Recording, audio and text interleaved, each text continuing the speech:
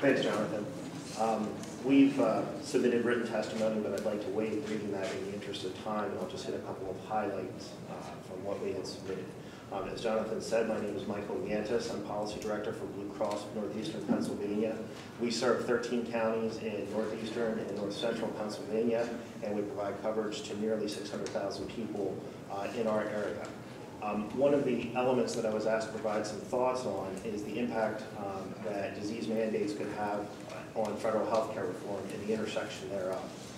As we're all aware, federal health care reform has had and will continue to have significant impacts on state budgets moving forward.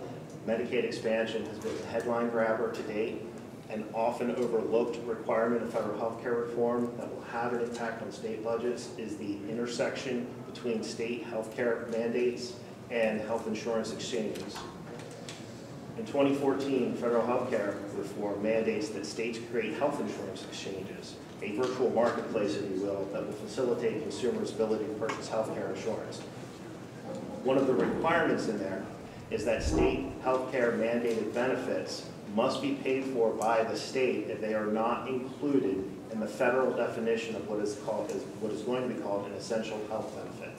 The essential health benefits is essentially the core package of benefits that will have to be offered by any policy that's sold through the health insurance exchange.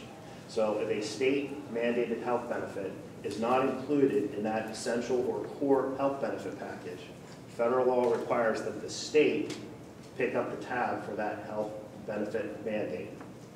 In the case of mandating long-term antibiotic therapy for Lyme disease, it's unclear whether that's going to be part of the essential health benefits. At this point, we're waiting federal regulations to define that package.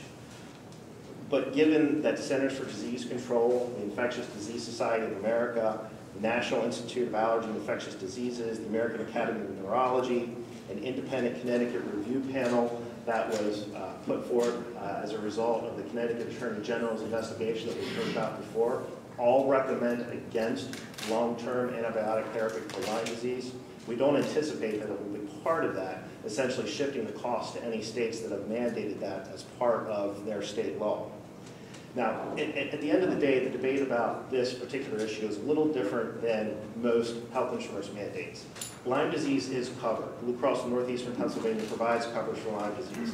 I would be surprised if there's a health insurance policy out there that does not provide coverage for Lyme disease. The issue at hand is coverage for a particular type of treatment, long-term antibiotic therapy. And on behalf of our medical directors, they believe that the evidence out there does not support that. At the end of the day, though, what you're listening to isn't a symphony. You're hearing a cacophony, a bunch of discordant evidence and viewpoints on whether or not long-term antibiotic therapy works. At the end of the day, the collective evidence is at best unclear. It's really not clear whether it provides any benefit to the individuals. The stories are compelling. The passion is there. The evidence is controversial.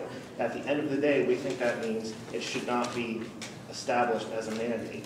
That being said, there are several things, positive things, that you can do as a result of this.